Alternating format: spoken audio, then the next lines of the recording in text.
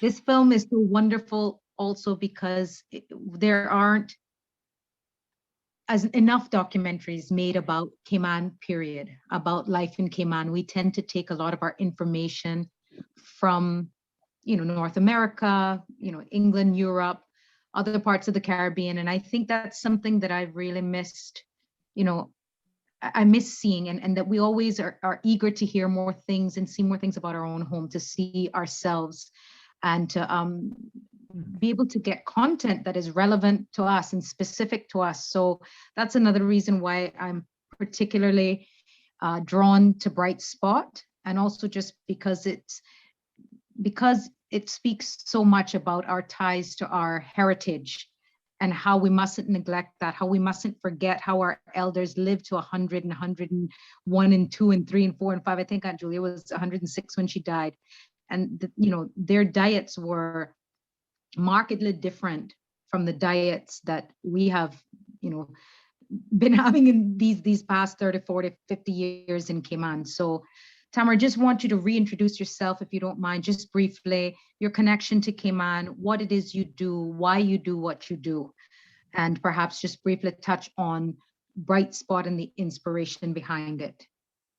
Sure. Yeah. Thanks, Rita, and thanks for having me. Such a pleasure to be with all of you, and to thank you to Cayman Connection for putting on the screening of Bright Spot. It's always a pleasure to be a part of these things and to talk about these things. So I am the producer and director of the film Bright Spot, which is my first film, and it was a short film that was 20 minutes long. And the film came to be as a result of sort of my passion for nutrition, but also my passion for culture and food culture in particular. I've always believed food has this ability to heal us, but to connect us and to connect us to our roots. Food is a huge part of so many cultures, and as a result of being able to eat traditionally, it really binds us to those meanings, right? And I feel that when I was in Cayman, I really began my career, my work at the time prior to making a Bright Spot was in health, and holistic nutrition was one of those things. And one of the ways that I was, educating and teaching people in Cayman was through food. So I would put on farm to table dinners with Joel Walton at the Plantation Organics, and we'd have a lot of people attending these events, really excited about it. We bring chefs who would make a lot of traditional dishes, Caymanian chefs. And it was just the inspiration sort of for the film. So sort of, well, what's the next medium that we could utilize to really teach people? And filmmaking was the one that came to be. I met Rob Tyler, who's the cinematographer and the editor of the film. You can just see how, wonderful the film is put together. I really, I give Rob that credit, because it is wonderful, and the music's really great, and of course the interviews of the film, right? Who are all predominantly local Caymanians, some older, some younger, some reconnecting to the coconut. You saw Dominique there, two Dominiques in there, one who was hoping to have a farm, the other one was hoping to create some coconut. I believe she's still doing it. I don't know. It's been quite some time, but regardless, I think it was just wonderful how the whole production really came together, from the involvement of the people of Cayman, as well as me really just being educated and really learning about sort of those things. Some were assumptive prior to the making of the film, but a lot of things that I learned. One thing I just remembered watching the film was sort of the archival footage. So we went to the archives of the Cayman Islands, which is just behind the education department there. I forget off what road, but I spent many hours there reading multiple publications. A lot of the footage that you see in the film is from the archives of Cayman. So if you ever have the opportunity to go there just to look at some stuff, it's really a fantastic way to educate yourself. So yeah, I forgot what your question was, but I went on a ramble there. So yeah. Yourself, the inspiration behind the film. There you go. Okay, perfect. Rob Tyler, who wanted to be with us but couldn't this evening. So I'm very curious. This film was done in 2015. Yeah. I think it was. Okay. And I think, as member of general public, who reads up on health and nutrition and what to eat, what not to eat, I just wonder if you've come across any conflicting information since you made the film about coconut oil. Does it still stack up? yeah, there's still all these debates. And it's kind of really funny, especially in the nutritional world. And I mean, you've got coconut isn't the only one, by the way. There's debates about, animal products, eggs. Coconut just ends up falling in that category just because of its, ingredients basically. So the nutritional world, since it's been studied and it's a relatively new science, we'll go back and forth through multiple publications. And my message around that is to just say, well, one of the best ways to sort of ignore the noise, so to speak, as Sally Fallon also alludes to in the film. She's a renowned sort of nutritional educator who also has views and opinions that are contradictory to a lot of mainstream sort of nutritional advice, is to say, honor your ancestors. What is local and available, within 100 kilometers of where you live. And if in a utopian world where, let's just say, we didn't have these sort of exports that we have, what would you eat? What would be available? Let's just take Cayman as an example. You'd have fish, you'd have a lot of seafood, of course, you'd have a lot of coconut. And then from the coconut being the tree of life, and 100 years ago, 200 years ago, it would have been the base for many dishes. So if you let's just take another culture. Let's take the Mediterranean. So the Greeks, the Italians, the Spanish are very, very much resistant to exported foods. And that's one of the reasons they're one of the healthiest in the world. So that's sort of the unfortunate thing, is sort of, some cultures who probably, if they would have stuck to their, traditional foods and resisted the exportation. And it's tough in Cayman because as many of you know, it has been sort of, modernized, right? So, Cayman looks a lot different than it did 100 years ago. And yeah, as you said, Rita, the diets have changed over the past 40, 50 years, but the healthiest cultures in the world's diet haven't changed. The Japanese, the Italians, the Greeks, the reason they live so long and the reason that they sort of avoid a lot of diseases is because they stick to their traditional foods. And so I just say, that's my way of basically just saying, I think that's the way to go. But it is sometimes utopian and very, very difficult depending on where you are and whether, your culture and your surroundings kind of do that. I live in Canada, and what's interesting here is that, our food culture is sort of very complicated because we have, cultures from all over the world, right? So there's this big movement for local. So there's this big movement for this idea of support your farmer, support your farmers market. And I think to me, that's just one of the easiest ways to kind of just, ignore all the noise. And that's where I try and focus my attention. I'm going to have, trouble with the paleo and the keto and those, those sort of very well branded, marketed ways of eating. But, I try to stick to my guns and, try to use, just try to educate in that manner. Absolutely. Thank you so much. We had a comment from Ashley. I just want to bring that up. I don't want to miss out on the opportunity to see the trailer for your next film also. So I don't know if you have that maybe prepared that we could watch that. Sure, yeah, I'll have it ready for you. And any other questions, but Ashley is saying here, one of her concerns and common conversations with clients is those who use oil to make their hair and skin healthy, coconut oil products, but don't prioritize their diet and understand that we must be healthy from the inside out.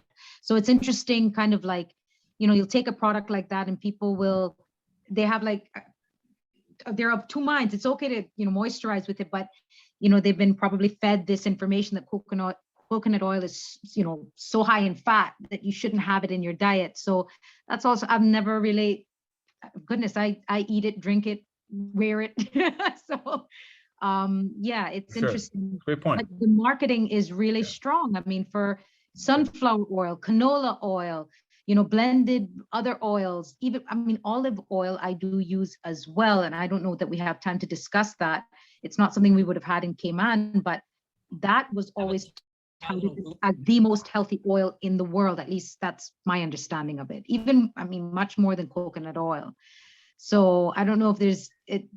Tamer, include it, not include it? No. Of course, include it, right? And I think, to the point of just what I was talking about, locality, right? So, you're going to have a lot of trouble going to Italy and Spain and Greece and tell them that coconut oil is better than olive oil. So it's not a either or, right? It's they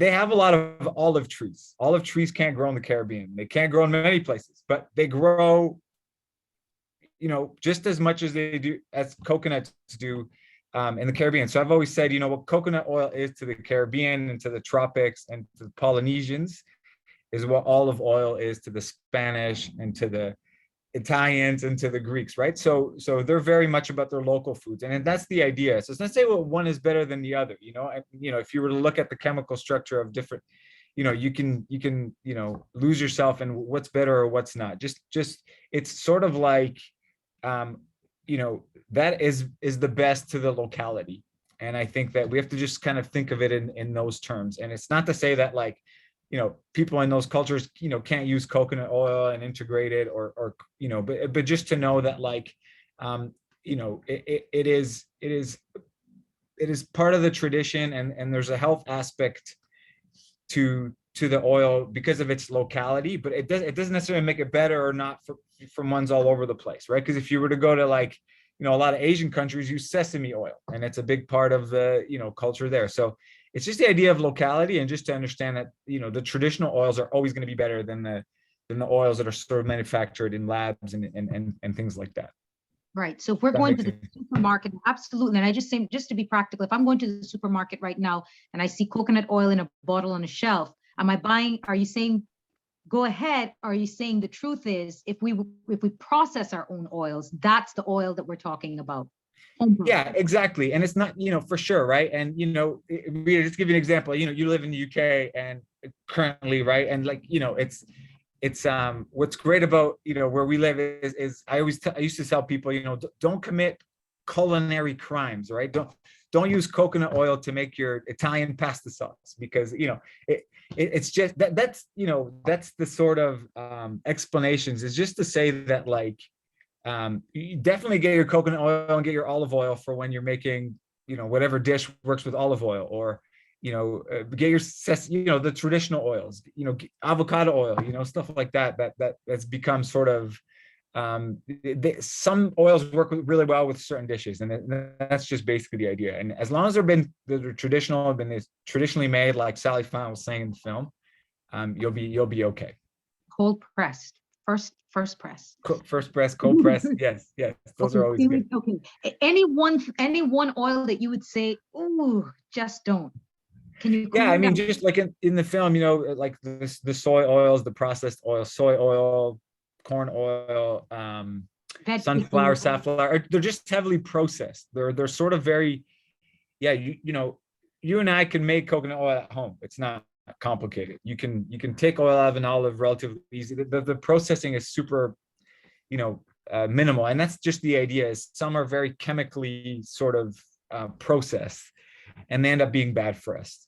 And so those are the ones I would avoid. Okay, sounds good. So unless Kate or Gabriela, I wanted to ask any questions, either of you regarding the film or any comments at all. Yes, no, maybe so.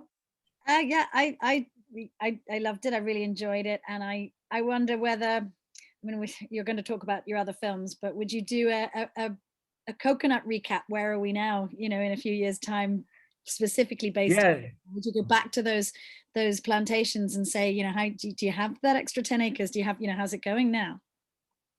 Yeah, no, that would be fun, for sure. It would be something great to do, for sure, to see how people, what the evolution's been. And I really don't know. Yeah, it's a good question, but it would be really cool, for sure. You should do it. Okay, great. What the challenges were, what the barriers were, that if anybody wasn't able to fulfill that, why didn't it work? Because I think that is also a discussion to be had about why we don't move in certain directions in Cayman, even when we know better, so to speak. What gets in the way of that sort of progress? And not that it has, I don't know either. So there are a couple of comments there in the chat. I don't know if you see them. Hold on, let me just pull them up here. really quick. Here we go. One, we have from Ashley, really loved it, much needed for education and raising awareness. Short, sweet, and to the point, really powerful. And Gabriella, my mother has PSTD or PTSD from two of her coconut trees falling over from grace. Yes, it's a big deal. It's a big deal. Losing a coconut tree is actually really like, because they are really the tree of life. They're really precious. I'm sorry to hear that, by the way.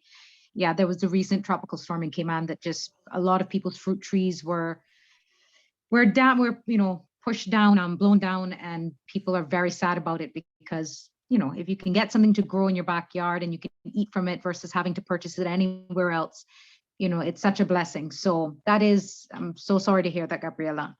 So Tamer, would you just introduce the trailer for your next film? Tell us a little bit about what's up. I know you have other ones as well, and they can check out your website, and you can share that with us afterwards. But this next one that you've been promoting, tell us a little bit about it. Sure, yeah. So the new film we're working on is, again, along the lines of many things related to sort of, eating locally and really trying to get people connected to that. And so you can obviously be very direct with saying that, but there's also sort of like a lot of the issues behind it. And I got really interested in sort of the farming community here in Canada, and it's happening all over the world, actually. In the UK, I had someone reach out and just say, it's the same problem here. And that is that we have a very, farming is a very difficult profession to get into. And it's not even a profession on many people's minds, a lot of people aren't saying, I want to grow up to be a farmer. But the conversation is changing a little bit. You have an older population of farmers who are retiring soon. And that land, where a lot of our food grows and feeds us. So any food that's on your plate has been grown on a farm somewhere. And if we lose farmers and if we lose those professions, we're going to have some issues. And farming in general has many, many aspects to it that is really important for us to think about. And what we did was this little short is sort of a demo trailer to really promote the idea and help us sort of raise the funds and sort of just give you an idea of what the film might be about. So I will show it. It's about 4 minutes long, and just know that although the interviewees are talking about a Canadian perspective, it's actually a problem in many parts of the world. So I will share my screen and share it with you guys. What is the name of it? So right now our working title is Farming the Next Generation. Okay. Everyone can see my screen? Yes. All right, cool.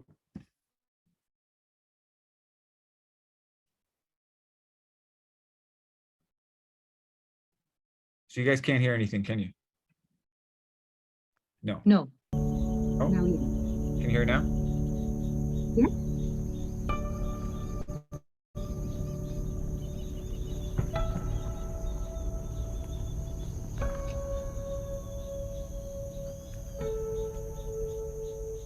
For the past several years, I've been advocating for local, sustainable, and seasonal eating. I've been encouraging people to shop at their local farmers markets, to subscribe to a CSA share, and to dine at farm-to-table restaurants. And not just because it sounds trendy, but because it's good for people's health, their local economies, and the planet as a whole.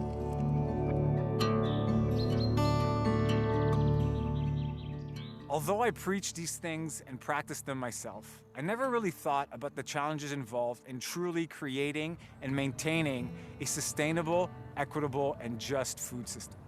That is until the winter of 2019, when I attended a conference in a small town just outside the city that I live in. The focus was on the future of food, and it was organized and attended by young farmers in their 20s and 30s.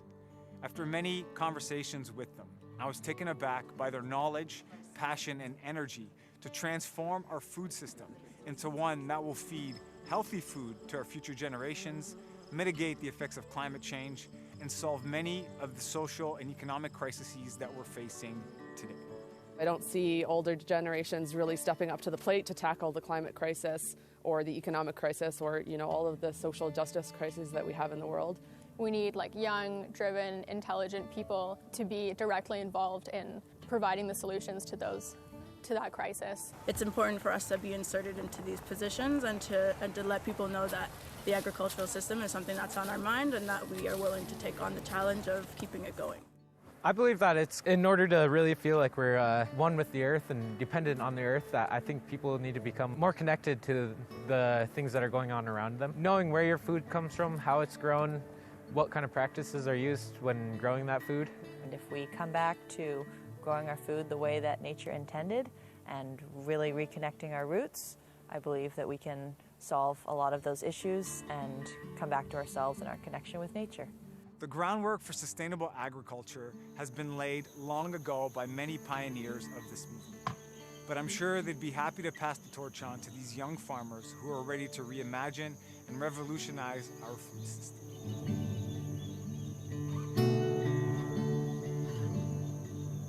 Right now, we are at a crossroads in Canada and in agriculture.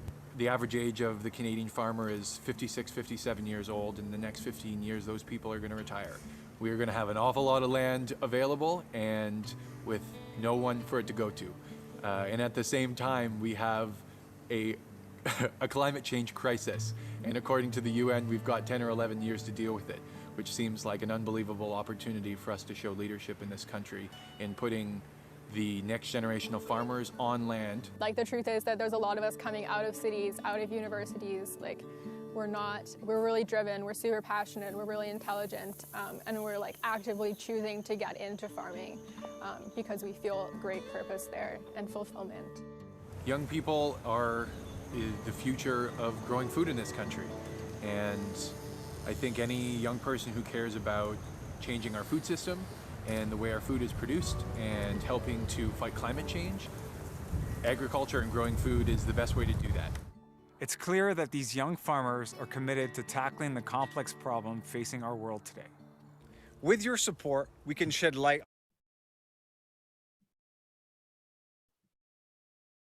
So yeah, there you go. Fantastic. You know, I was ready to watch. I was like, I'm watching the film now. I know, me too. I was like, no, don't turn it off.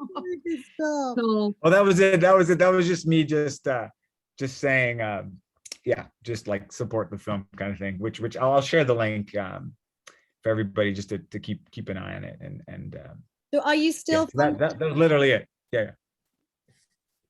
good, Kate. So you're still fundraising for the film?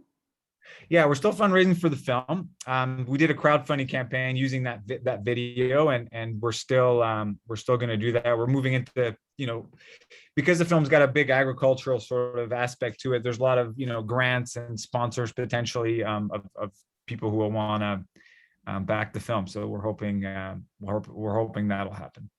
Great. I saw the crowdfunding campaign, but I think I just missed it. Like, I was trying to log on and I had a date on it, and so keep us of any other crowdfunding campaigns you have, or any other funding, GoFundMe, or however you're doing it. Please do keep us in the loop, because we'd like to help you with that. Oh, that's great. We'll do. And I thank you. Yes, we would. I mean, I did one, I think, share on my LinkedIn, but certainly Keep in Mind Connection can spread the word as well through the network. And you're signed up now as a member of Keep in Mind Connection, so we're happy to spread it through our membership. We're consistently supporting each other in each of our individual endeavors in this way. So it's not unusual, for people to put a charity down that they would love us to support, or whether it's a film or something else. So while it's just a few of us here today, the membership is quite large. Kate, please do remind me of the numbers again. I want to say it's about 2,000. We're creeping up to 2,000 now globally. That's amazing. Yeah. Wow. So and growing, literally just added, I don't know how many this week alone. Several, a handful of people. So it is going to grow. And 15 just in the last few days, and Cayman Day, and amazing. Yeah. So we're here, and in spite of the numbers being small today, I want you to know how much we really appreciate you taking the time out to come and speak with us personally about your work, to share your work with us. We have a really, as I mentioned earlier on, our members are very much interested in anything to do with wellness. And so we will be sharing this with them. I'm sure there are very good reasons why not everyone could attend today. It was quite a hectic week leading up to this particular event. So do forgive us, but I want you to know that your time is very much appreciated. And I personally am a huge fan of your work, and I wouldn't be surprised if you gain quite a few other followers in the coming weeks just from the Cayman Connection group alone.